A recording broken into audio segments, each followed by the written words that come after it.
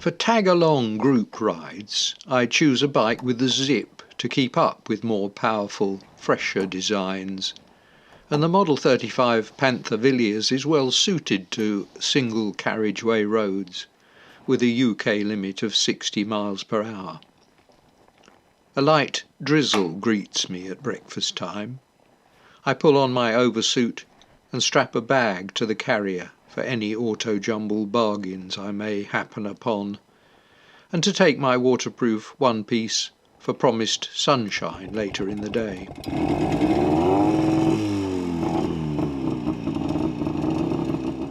My AA Book of the Road, published when the showroom shine was still bright on this 1966 Panther, now lacks some later road improvements, but it will give you an idea of the route.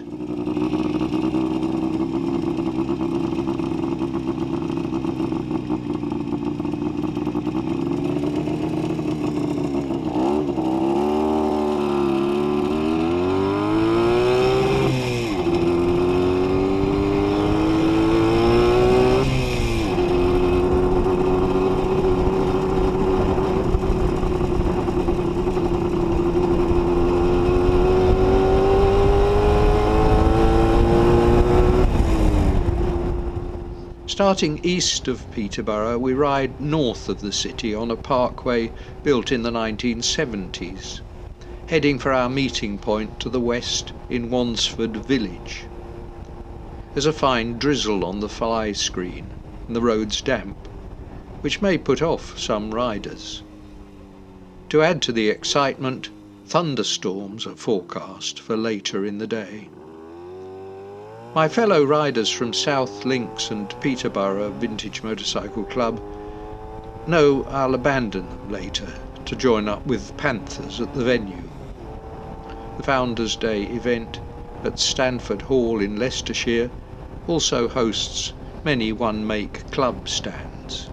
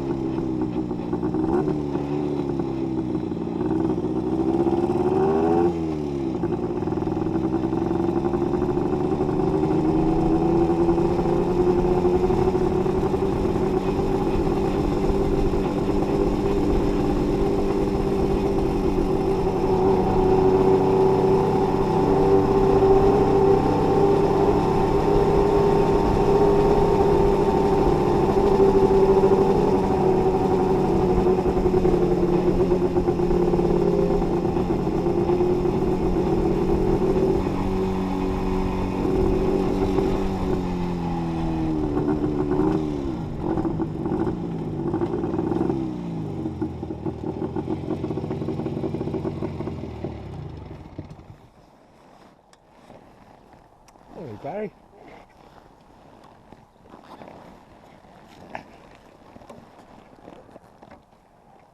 Been on an early start. Right. To help you put the stuff up. Yes.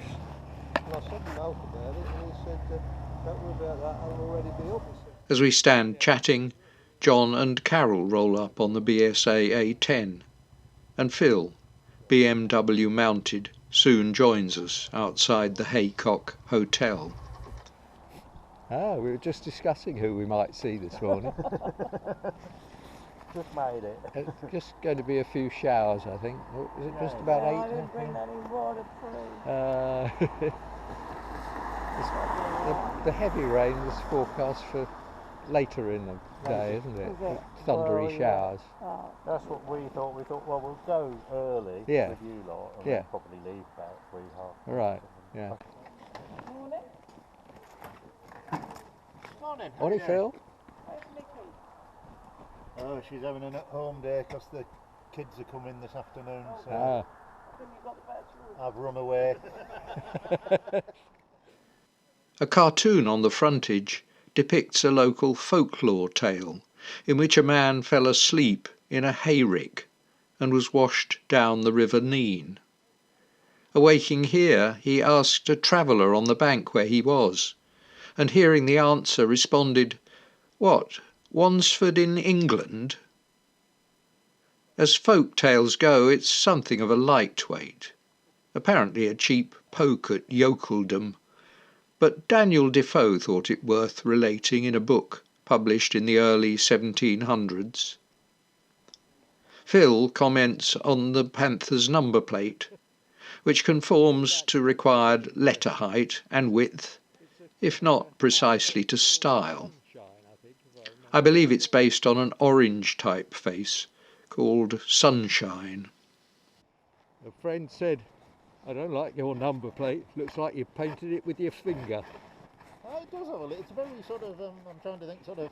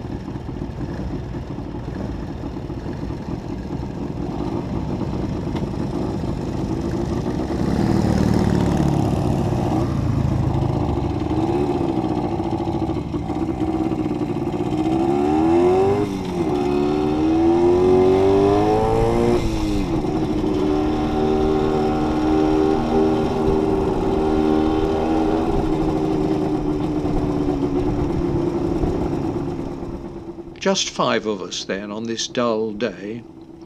We trail Barry along the A47 towards Leicester, the crackle of John's BSA coming back to us as rain peps up, until in Morcott we dive across country.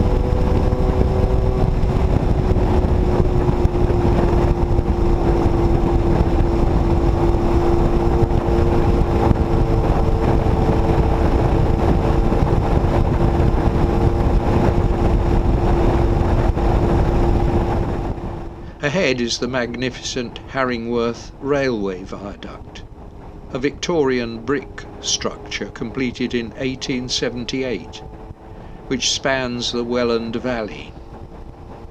Its 82 arches, still in use today for freight and occasional passenger trains, are Grade 2 listed, so it may be here for a few years yet.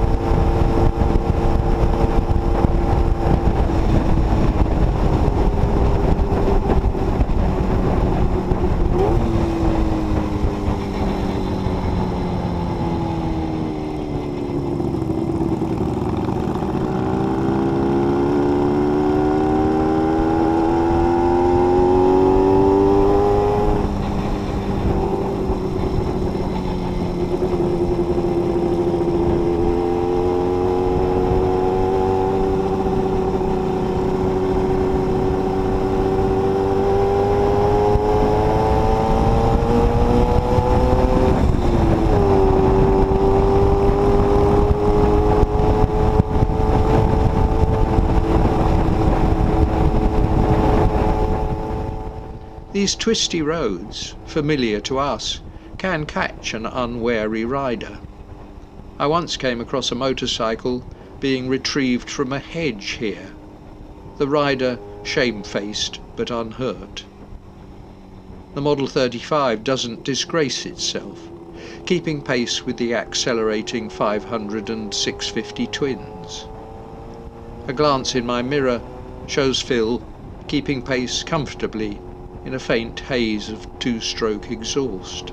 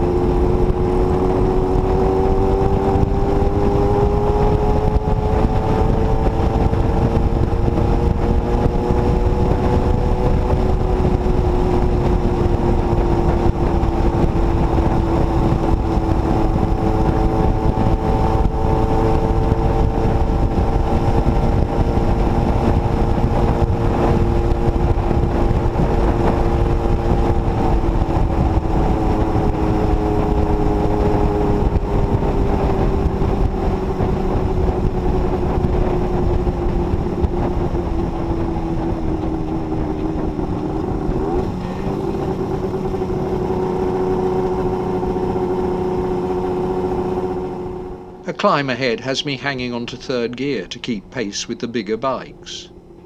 The Villiers twin may not have an eye-popping power band to equal late 60s two-strokes from Japan, but it comes on song strongly as revs rise.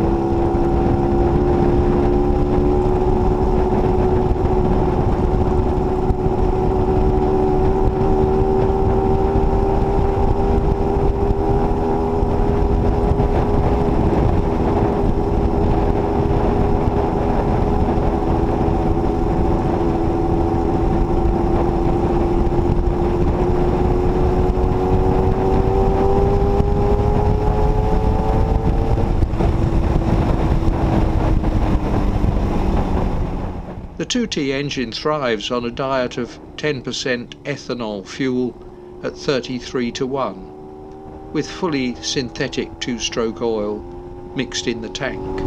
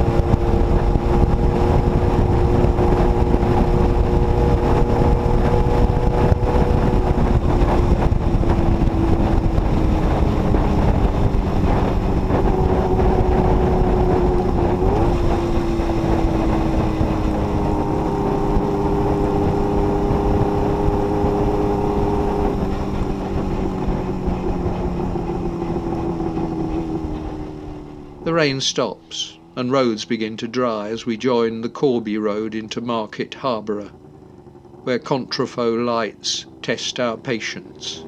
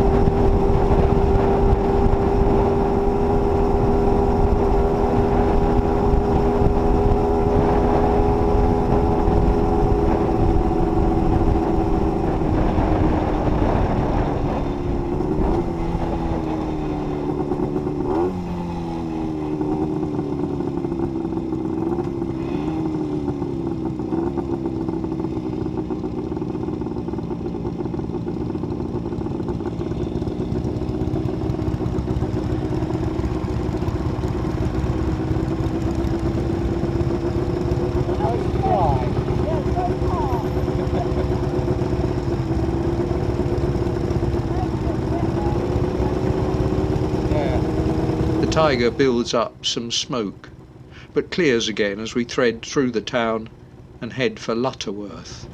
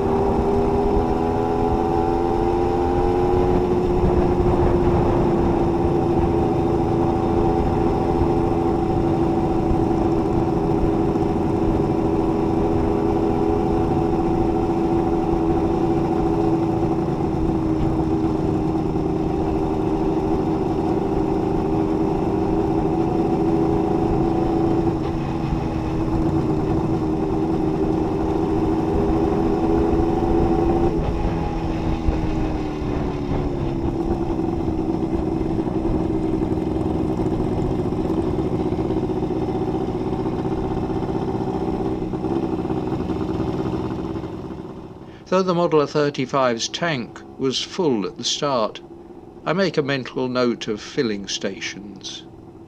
Small village garages, once commonplace, have almost all disappeared, and we'll need a fill on the way home to guarantee that there's no pushing.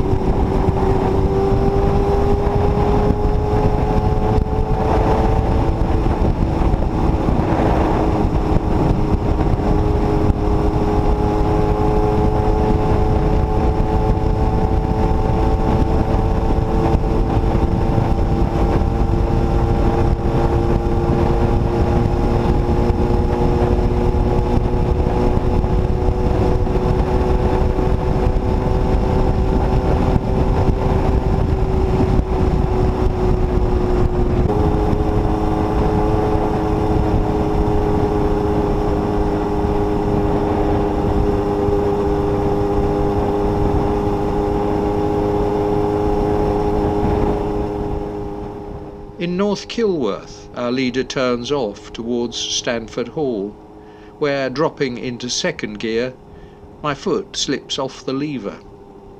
Or so I think, until I hook below to change up again and do a double take.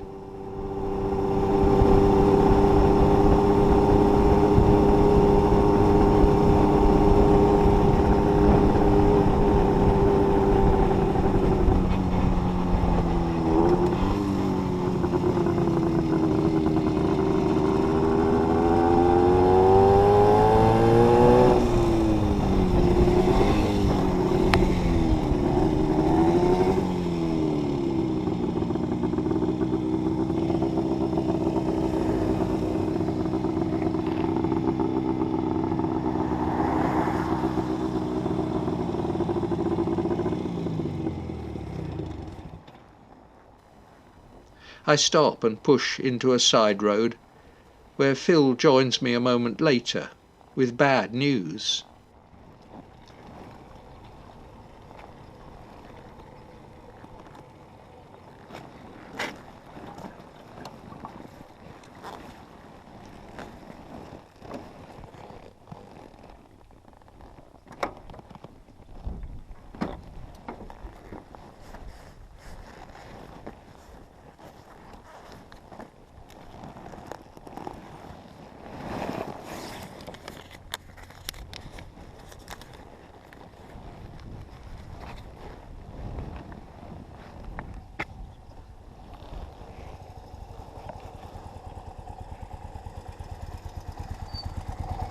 Did you pick up a gear lever? I'm afraid it's not going to be as much use as I thought it was.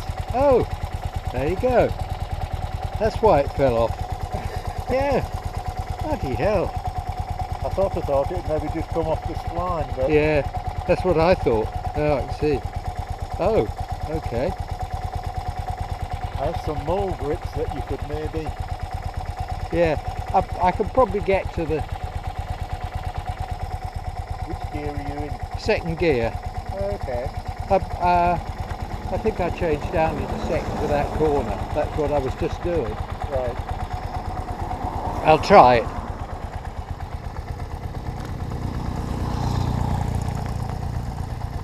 I might find one there. I was Villers. gonna say, it's as good a place to go looking as anywhere. It isn't is, yeah.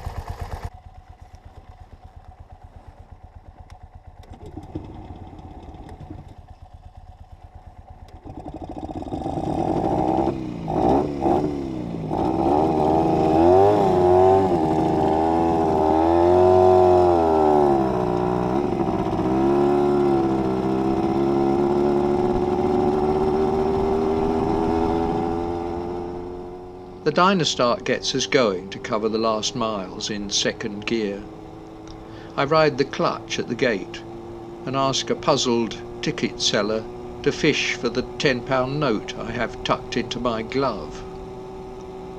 I soon find the Panther stand, where I'm greeted with the expected mix of commiseration and hilarity. Next stop, the autojumble. The rather bulbous Dynastart cover gets in the way of standard style pinch bolts, but after grovelling in assorted boxes of levers of all kinds, I come up with a possible solution. A BSA kickstart lever has a cotter pin bore to match the splined remains of my gear lever, and I pick up long bolts at Nookie's Nuts stall. Later I happen upon a short aluminium alloy gear lever with grease-filled but possibly compatible splines and unstripped pinch bolt threads.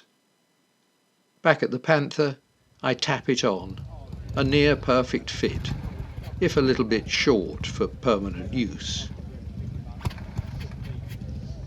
The rest of a brightening day is filled with motorcycles, chatter, tea and biscuits, slightly moist from a leaking canvas, with an ice cream when the sun comes out.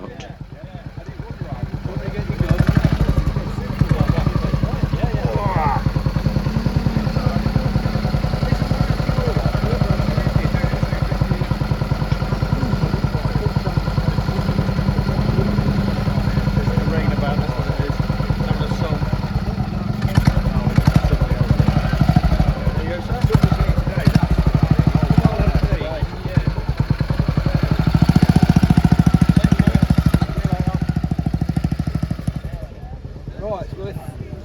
Another small shower dampens the bikes as we pack up, but soon clears.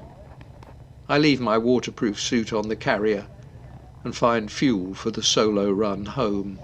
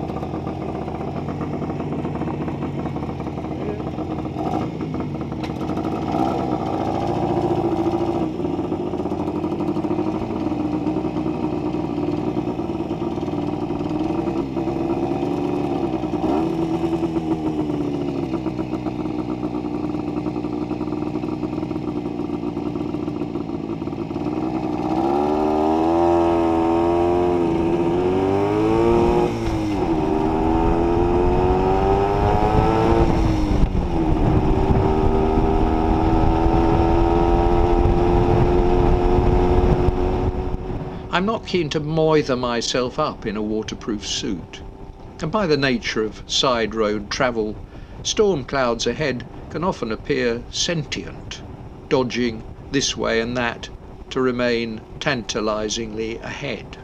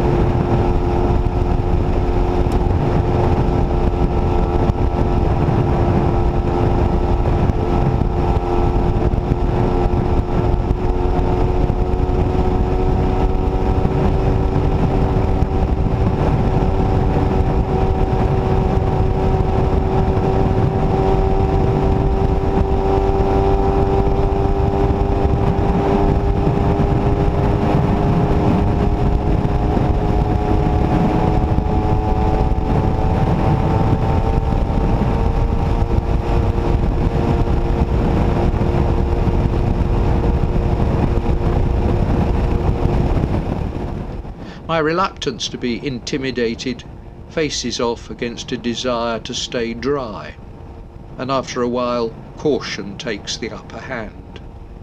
I pull off, struggle into my oversuit, and ride on. The rain moves away, but its place is soon taken by a new and darker storm cloud off to the right of us, and apparently on course for the same village. This time our paths do converge, and it begins to rain. I switch on the headlight. Thunder booms. The rain comes in more heavily, until with visibility nil and reducing, I pull into a lay-by to sit it out.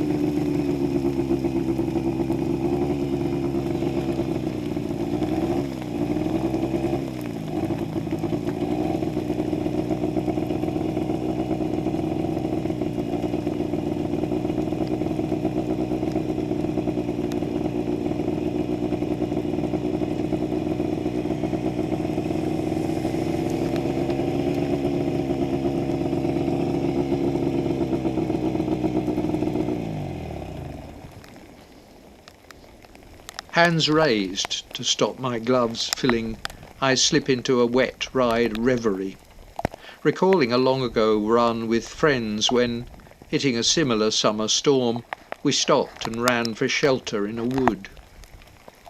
Going back to the Panthers when it eased, Bob dropped a glove into a roadside gutter, where it fell with its open end facing the current and was instantly full. A good face mask is your friend in circumstances where it's wisest to contain one's mirth.